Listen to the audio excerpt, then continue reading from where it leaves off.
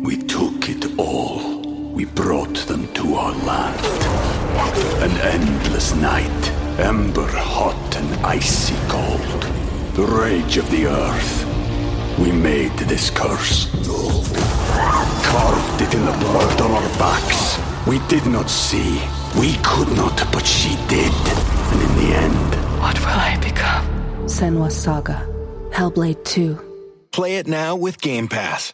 Welcome back to I Want That Too, the show where we do a deep dive on the world of Disney merchandise, sharing the stories behind some of your favorite collectibles.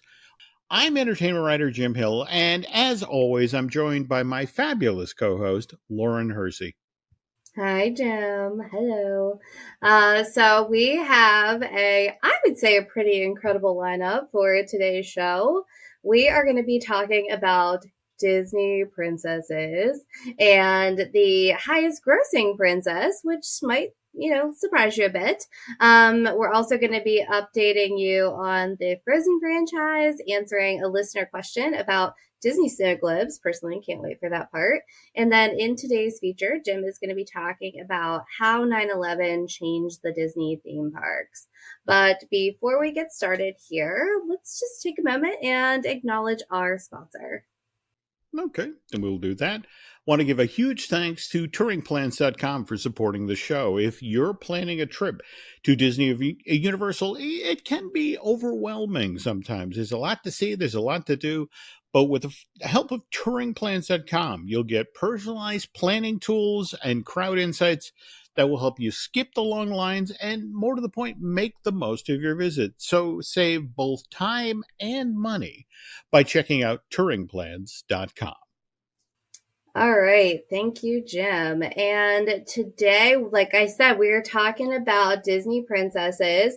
We're recording the show on June 2nd, and just 24 hours ago, the Moana 2 teaser trailer dropped, and I'm anxious to know, Jim, what were your thoughts on the trailer? Because, it's breaking records here.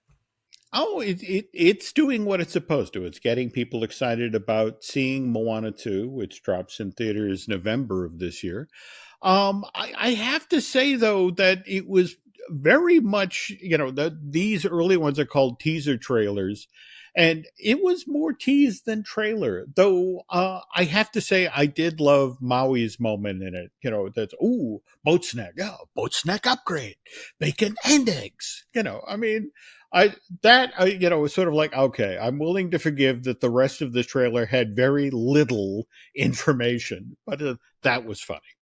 Yeah, I agree with you 100%. I was like, yeah, definitely more teaser than trailer. I was glad to see that Maui was returning, because, we need to have that dynamic duo together. So I'll be anxious to see, how this, continue, like the little bits of information we get as we get closer to that November release.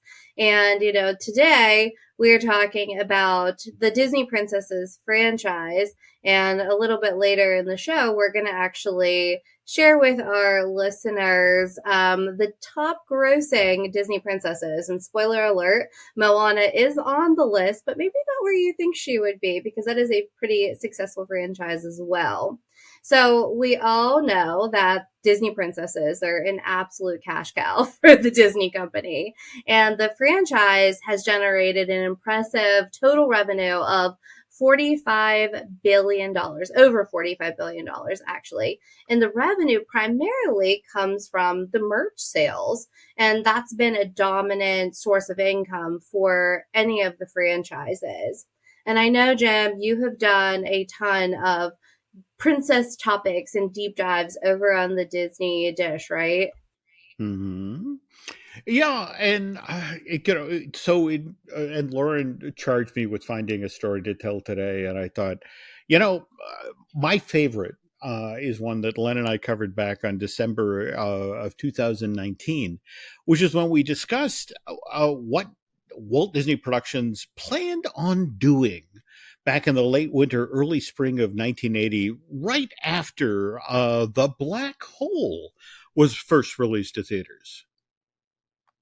So tell me, Jim, what does that have to do with princesses, because I must have missed that episode.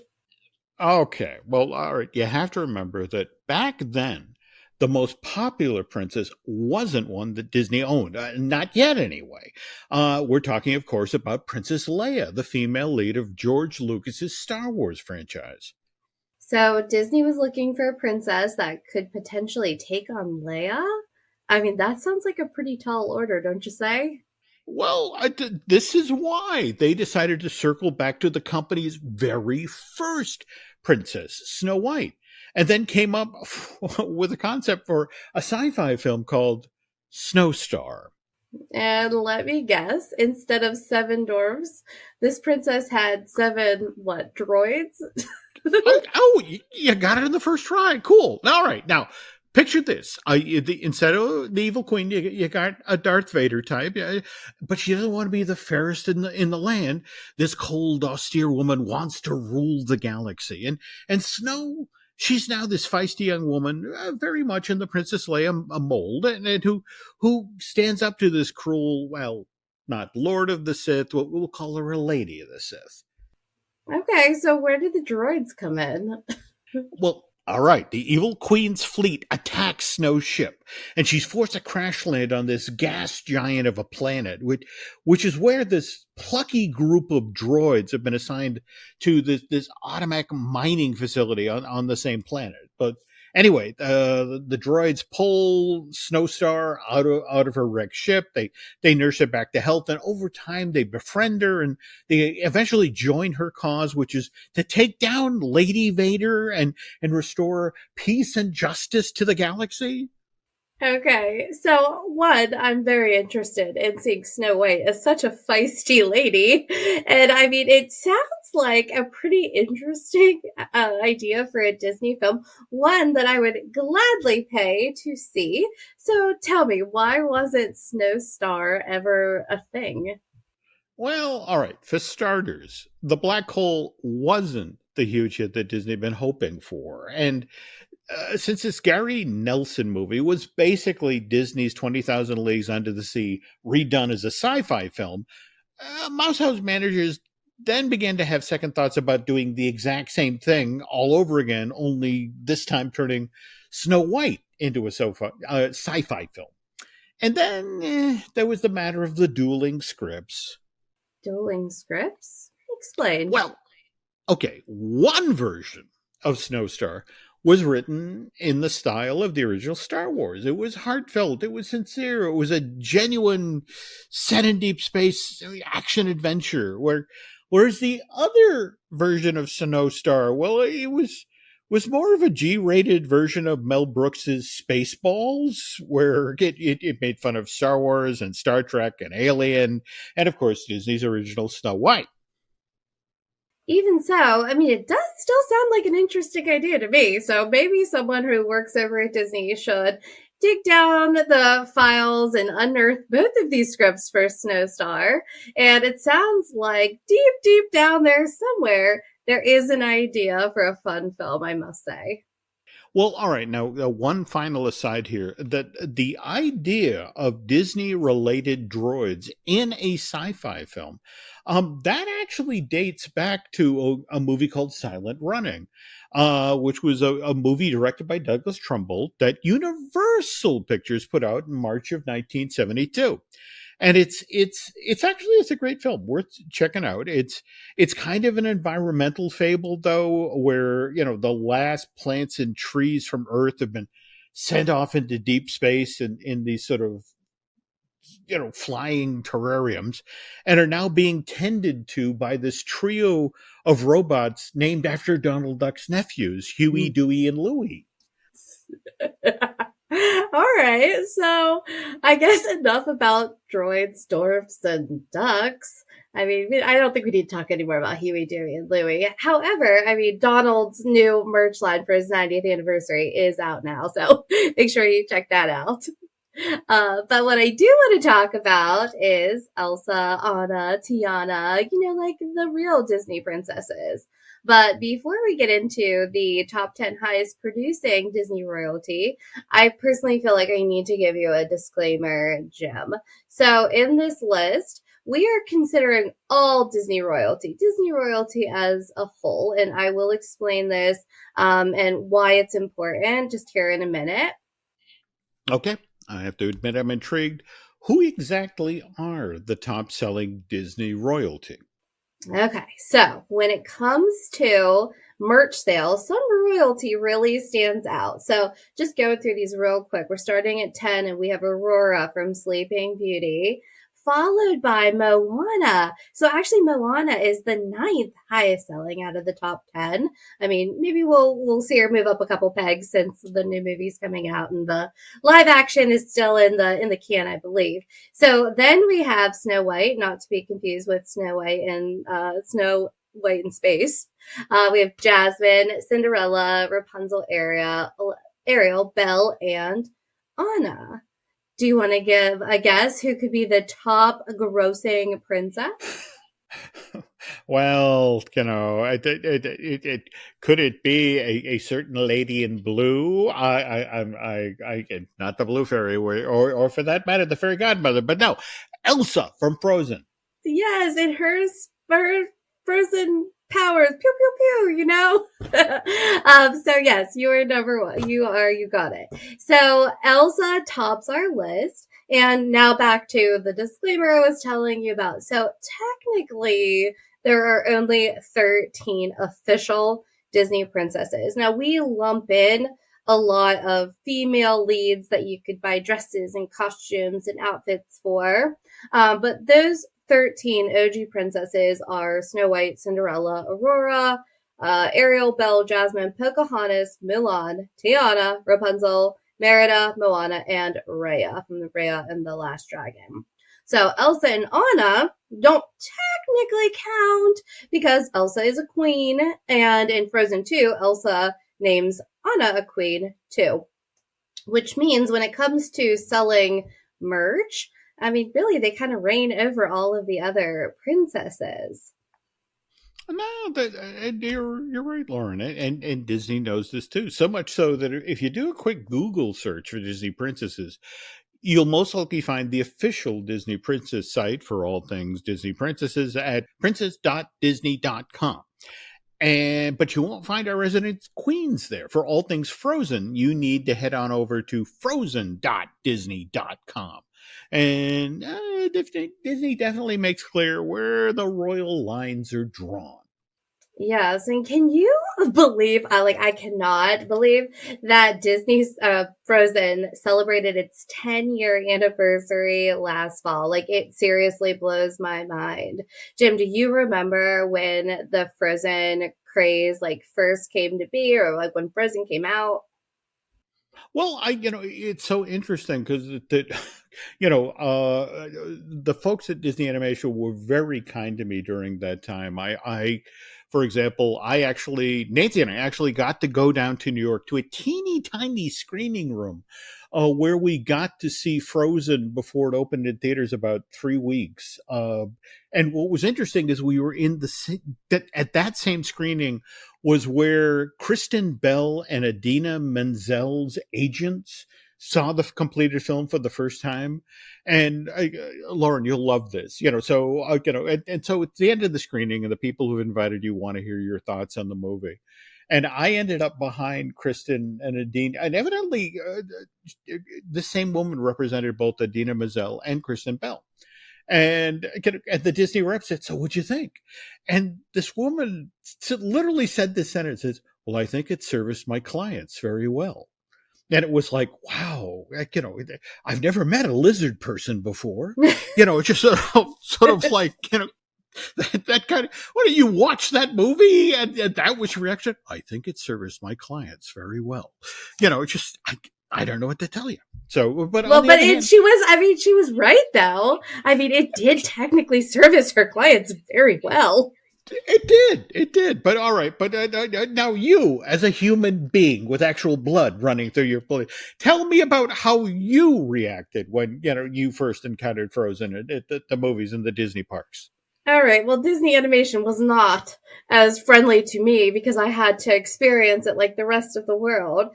But at the time, I mean, I do think it was a little bit more magical for me and my family because I had a daughter who was about 4 years old at the time. That is the perfect sweet spot for a Disney princess fan. And I remember seeing the movie with her, and I mean, just the twist that it wasn't a man coming in and saving the day. I mean, it was really something special, and everybody was singing Let It Go. I mean, it was the overnight anthem. And I mean, it just happened to be that our first family Disney trip was in May of 2013. And, you know, we did all of the once in a lifetime things that you would normally do. Like we had the princess makeover, we had the pirate makeovers. And because, I mean, we really thought this was like a once in maybe 10 years for us. But when we got home, that's when we were kind of bit by the Disney bug. And we really wanted to go back and go back soon. Now, this time we went back the same year, so 2013, and it was Christmas time. And it was about a month after Frozen came out. And I think Disney just knew the success that they had on their hands. And they were trying to like shove anything Frozen into the park that they possibly could with that quick of a turnaround. And so, like Lainey had her little, you know, Elsa dress. And one of the coolest things in Hollywood studios was that you could actually go and build a snowman back where like the backlot tour was. Do you remember that? It was limited Yeah. time, but it was Yeah. unbelievable that you could literally go build your own snowman. And so I thought it was a very, very cool experience. And like those are some of my fondest Disney memories. But you Okay. know, Now, it's so interesting. You managed to score an Elsa dress for your daughter Lainey because there's this great story, and I'm trying to remember if it was Josh Gad who told me this, but basically, I think he was trying to get an Elsa dress as well, and he couldn't find one anywhere, and so he figured, well, I might as well ask, and he actually put in a call to Bob Iger. no. It's like. And it's like, Bob, can you help me out here?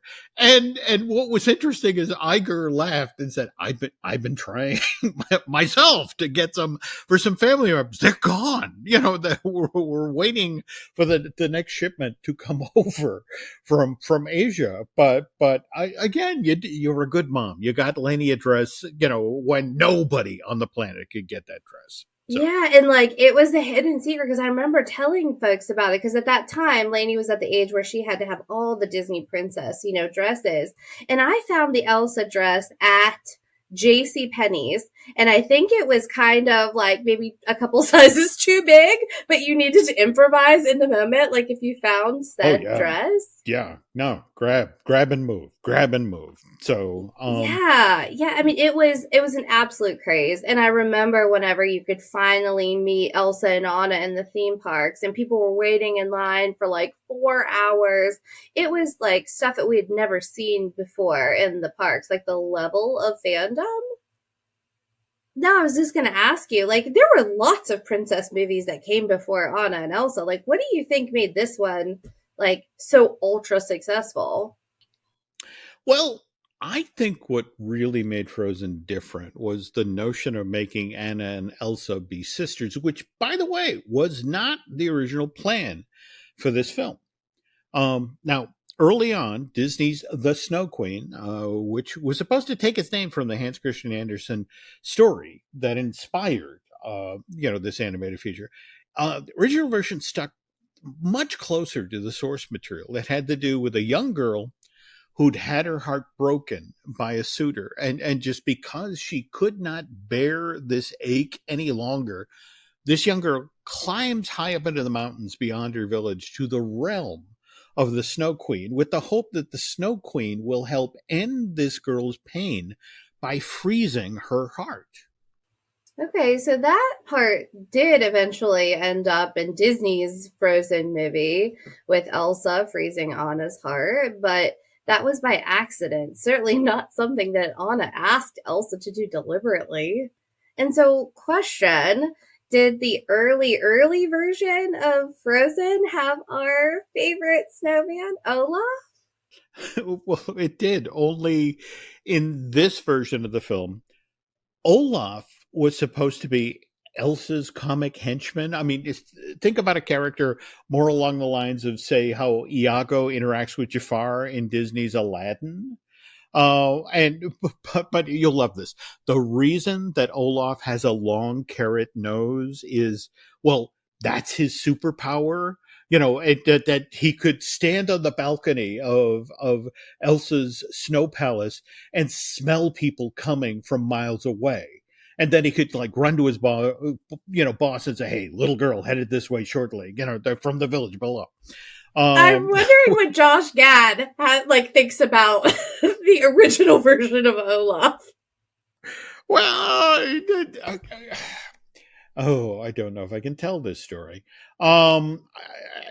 There was a reading of this version of the script, of this, Snow Queen, and you have to understand that Josh had for his entire life wanted to be in a Disney film. In fact, it's kind of ironic that when you see Once Upon a Studio and they have that scene with Olaf, he interacts with the genie because that's the movie that made him decide, I want to be a voice in a Disney film. He saw Aladdin. It's like, I want to do that.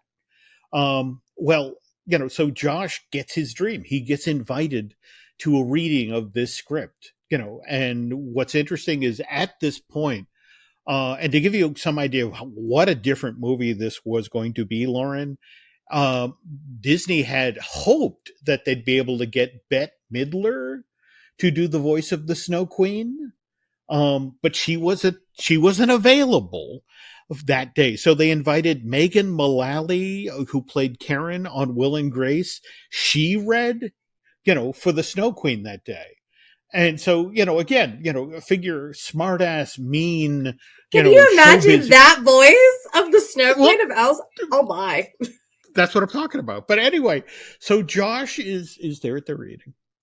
And, and the reading ends and Josh thanks everybody at the table and walks out to his car and gets in his car and picks up his phone and calls his agent and says, "Get me off of this movie." It's just sort of like, I don't want to do this character. I don't want to do this movie. It was only after Bobby and Christian Anderson Lopez came on the film and they began writing the score and they began help reshaping the movie that they went and like, well, wait a minute, where's Josh? I thought Josh was going to be a voice in this movie. And oh no, he left. And they got on the phone and said, "Will you come back?" They had worked with him on Book of Mormon. And it's like, no, it's terrible. This is, no, we're fixing it. Come back, be the snowman. And in fact, that's the other thing that's interesting about Josh being in Frozen is that they wrote the song specifically in summer for Josh with the idea that because they knew him so well from working on Book of Mormon, they put every single vocal trick, everything they knew Josh Gad knew how to do into that song. So it's like, we literally wrote you a showcase. Come back and do the damn movie. So, and he could have done it because if he really wanted to, the original creepy version. Because I don't know if you've ever seen Olaf Presents on Disney Plus, but he really has the range to play a variety of character. But I'm so happy that he got to be more of himself and that funny and lighthearted and jovial guy. And seriously, what would Frozen be without, this lovable snowman?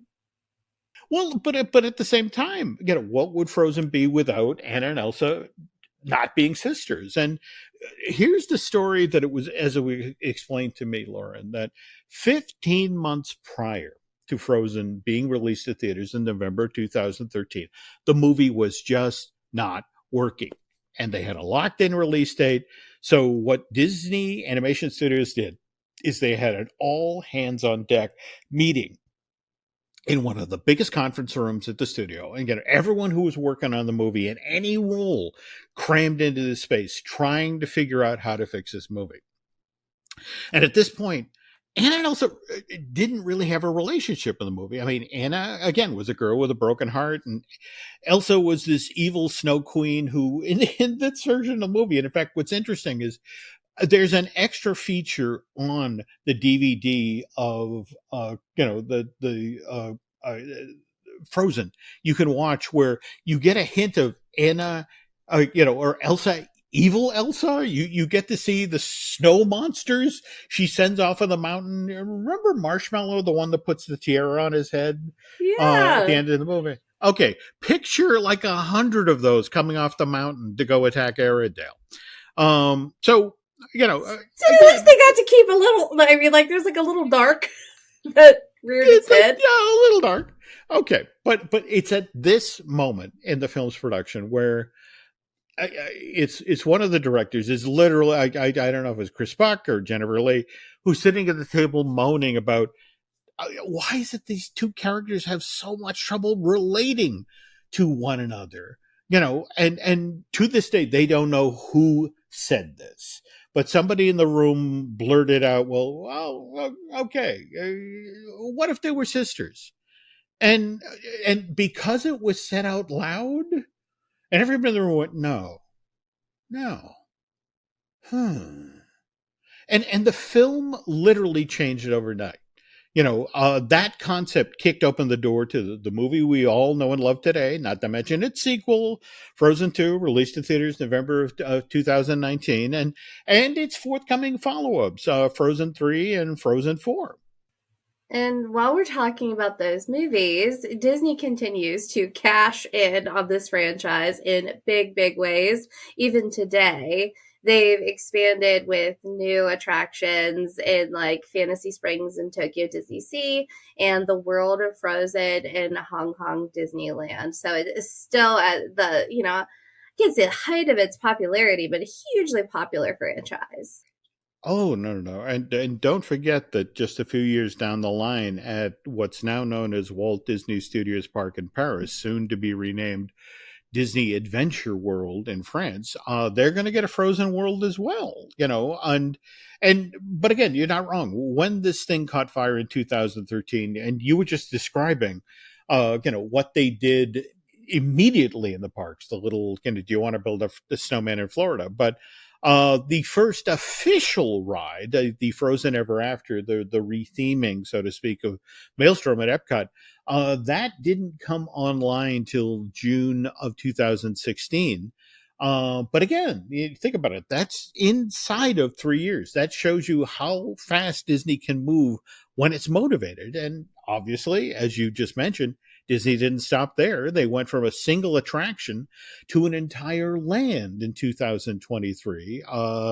The World of Frozen at Hong Kong Disneyland, and evidently to date, or just prior to what's about to open later this week, that was the world's first and largest themed land, again called World of Frozen. But as I mentioned, coming later this week, June 6th to be exact, we'll have the official grand opening of Fantasy Springs at Tokyo Disney Seas, where we'll find Frozen Kingdom, a land that imagines life after the first film's finale, where Elsa is now finally able to embrace her previously hidden powers. But I think, as you pointed out, Lauren, this expansion and the one that's soon to come in France, testament to the enduring popularity of Anna, Elsa, and the magical world they inhabit. And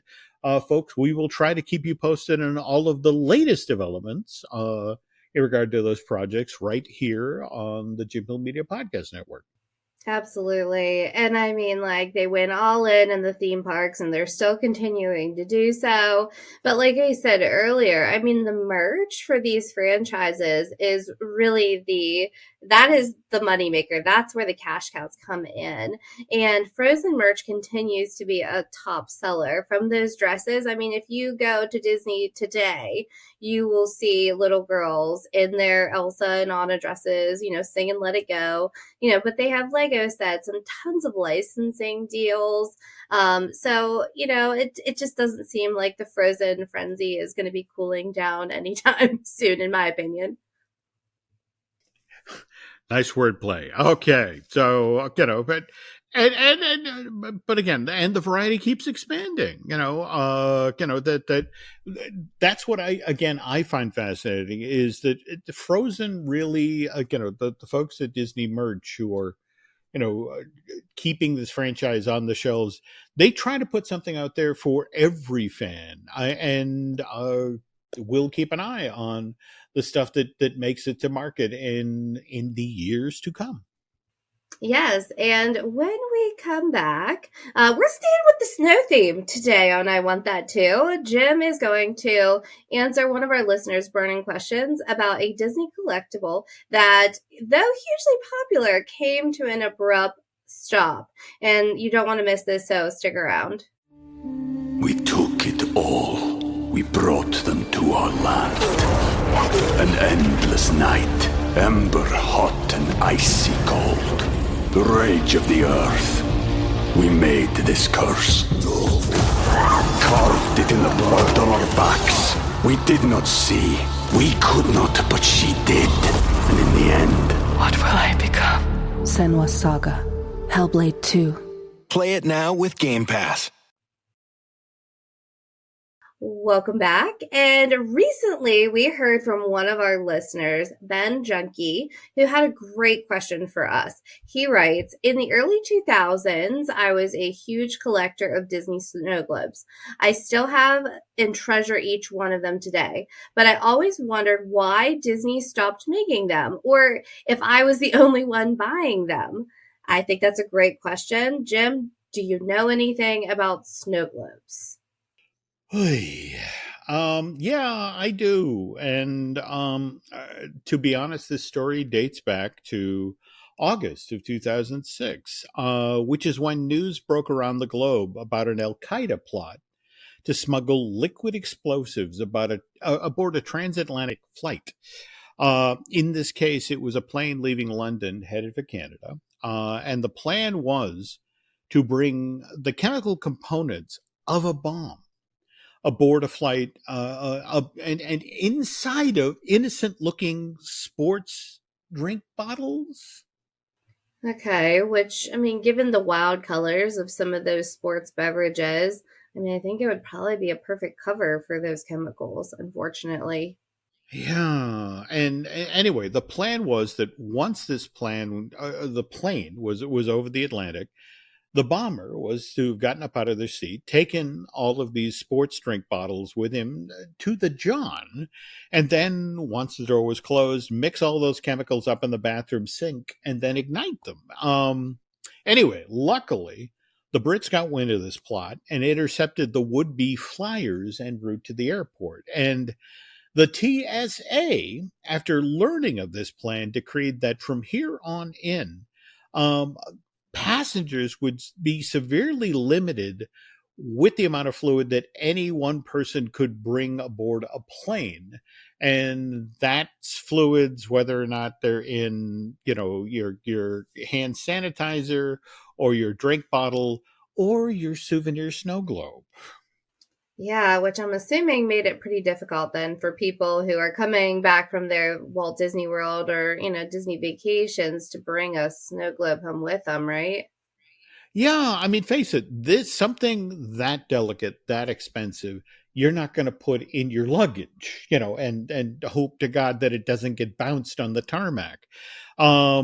Typically what people would do is they would handle they'd make them carry-on items. And they'd bring them aboard and put them in the overhead. But as of the late summer, early fall of 2006, this was no longer allowed, which again impacted Disney's decisions when it came to ordering merch.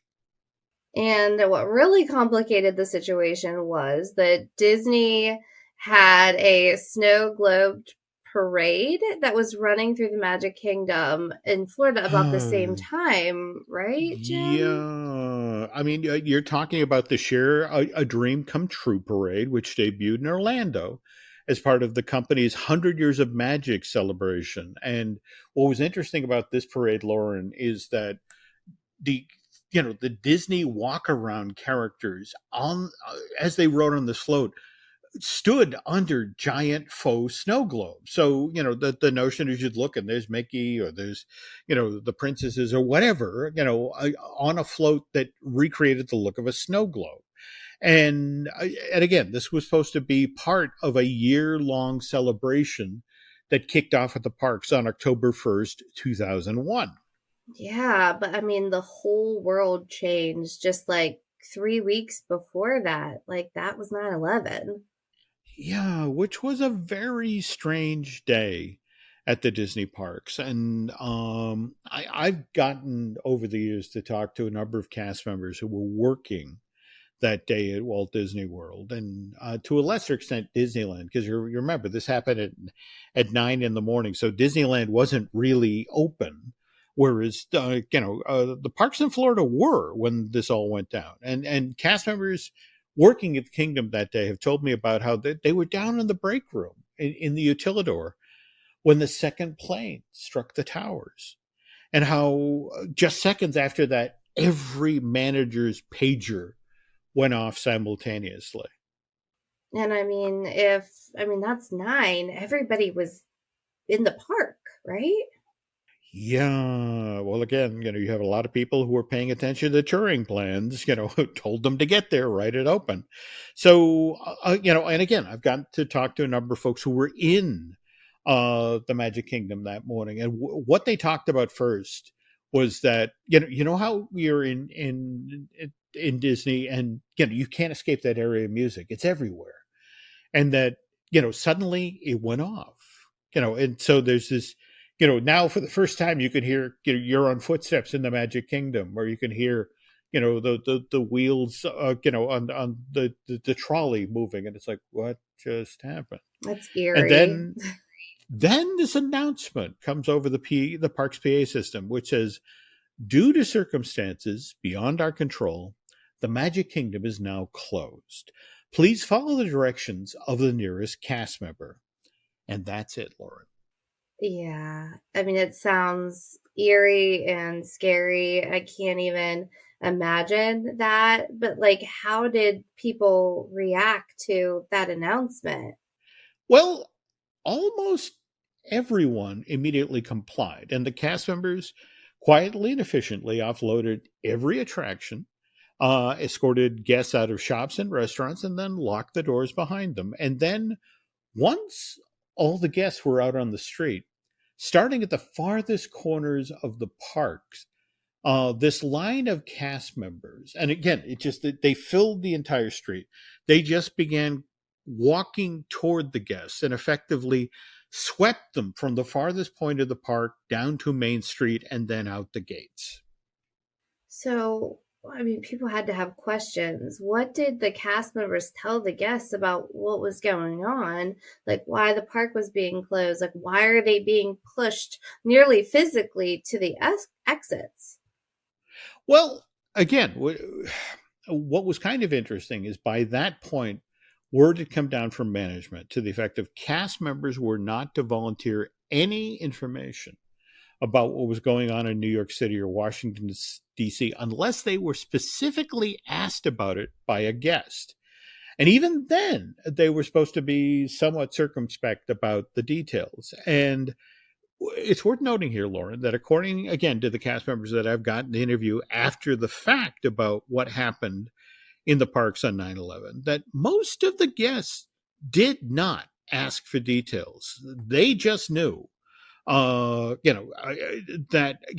if the Magic Kingdom were suddenly closing like this, that something really, really big and something really, really bad must have just happened. And think about it. These people are on vacation, and that vacation has now obviously just been ruined. Well, in a situation like that, the specifics can wait till you get back to the hotel room. Yeah, and I mean, speaking of specifics, we were just talking about the Share a Dream Come True parade, which, if I'm remembering correctly, all of those parade floats were shaped like snow globes. More to the point that after you watched this parade at Magic Kingdom, you could then walk straight into the Emporium and buy a miniature version of each of these parade floats, which then had a really for real snow globe on it. Yeah, I mean, it was kind of an intriguing idea of designing a parade for the Disney theme parks from the get-go that had this huge merchandise component. But I'm assuming that 9/11 tripped up the launch of the year's 100 Years of Magic celebration because what was going on in the world clearly was not magical. Oh, no, no, no, no. I mean, remember that all civilian air traffic was grounded in the US and Canada for 2 days after the attack. And then for the weeks that followed, understandably, people were really, really reluctant to get on planes, which is why it wasn't until weeks later that Disney Parks and Resorts announced that they would now launch their 100 Years of Magic celebration, which again, the Share a Dream Come True parade was a huge component of, would now launch on December 5th, 2001, which, by the way, was the actual 100th anniversary of Walt Disney's birthday. Okay, but you were just talking about what happened in August of 2006 when Al Qaeda tried to take down the plane using, the liquid explosives in a Gatorade bottle or something, which then resulted in people, being really restricted when it came to the amount of liquid that they could bring on a plane.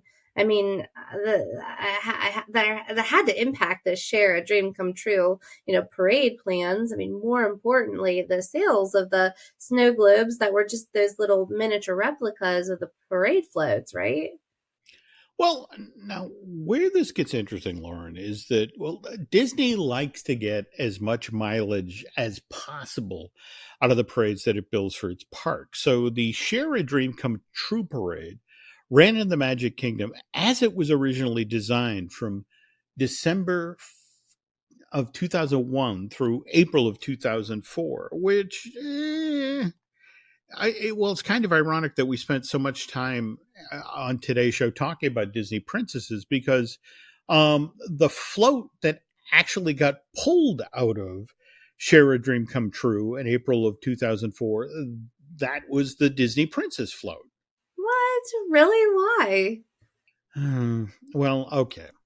This unit featured Cinderella, Prince Charming, and the fairy godmother under one snow globe. The Belle and the Beast from Beauty and the Beast under another, and finally Ariel and Prince Eric from Disney's Little Mermaid under another. So it was Lollapalooza Disney Princess style. Princess Palooza. There's a Palooza. There we go. But this float got pulled from the Park Share a Dream Come True parade. And why, though? Okay. This is a sad story. This Disney Princess float was just entering the Magic Kingdom from backstage. And the access road. It's right next to what was Splash Mountain, what is now Tiana's Bayou Adventure. And so out ahead of the Disney Princess float and the Share a Dream Come True parade, there's a Disney cast member called Javier Cruz. He's walking. And he's an experienced guy. He's worked for the company for 8 years at this point, and he's dressed as Pluto. And like I said, he's walking in front of the Disney Princess unit in the Share a Dreams Come True parade, and he either tripped or fell down, or nobody knows exactly what happened, but he drops from sight in front of this parade float. And the driver, not his fault, but the driver doesn't see what happened to Javier and keeps rolling down. And it's I want to stress here, it's a fairly steep incline coming from backstage over the train tracks into Frontierland. So he keeps moving and then did it run him over? Was he all right? Was he okay? No. He was in fact run over, and Javier eventually died from his injuries. And Out of respect to the cruise family, Disney never allowed that version of this parade float to ever re-enter the Magic Kingdom ever again.